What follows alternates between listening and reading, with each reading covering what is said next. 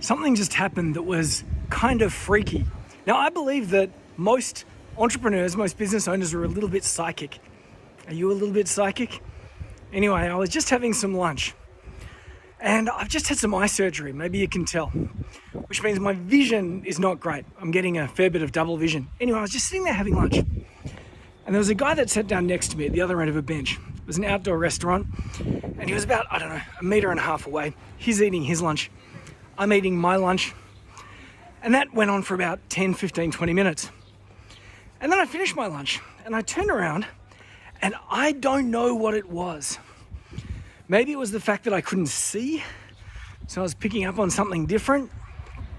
And I just said, "Hey mate, what's keeping you busy today?" I don't know why I said it. I'm not in the habit of striking up conversations with strangers outside local cafes. But I said, "What's happening in your world today?" Something like that. And he was surprised because he didn't expect me to be talking to him. I could also tell quickly that English was his second language, so he had to interpret what it was that I said. And then he said, "Oh, my wife is having a baby. She's in the hospital." And I went, "Oh, that's amazing." And he said, "Yes, they don't have lunch, so I have to get lunch."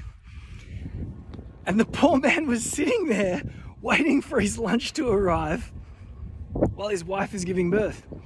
And we ended up having a long and drawn out and interesting conversation about how she'd not gone into labor, how it was 4 or 5 weeks early, how her water had broken, so they were going to have to induce her because she wasn't yet having contractions. And he went into all the detail and he got to share them with me. Now, a lot of the things that he talked about are things that I've been through as a father of 2, or my friends have been through. So I was able to reassure him that everything that he talked about was totally cool and totally normal and happens all the time, and everything is going to be okay. We had the conversation. I said, "I wish you all the best." He said, "Best of luck with the eye," because clearly we talked about that too. And I got on with the rest of my day. I do believe that entrepreneurs are a little bit psychic. What does this mean to you? Well, next time you have a really important decision to make, here's my advice. Here's some business advice that's blindingly obvious once you know it. Are you ready? When you've got a big decision to make and you've got 2 different options, here's what I want you to do. Flip a coin. Flip a coin, but don't base your decision on the outcome of the coin flip.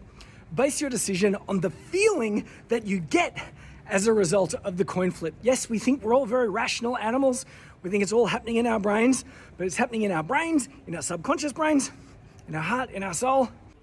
Base your decision not on the result of the coin flip, but how you feel about the coin flip. And that is a living, breathing example about how entrepreneurs can use intuition to make decisions, because we are all a little bit psychic.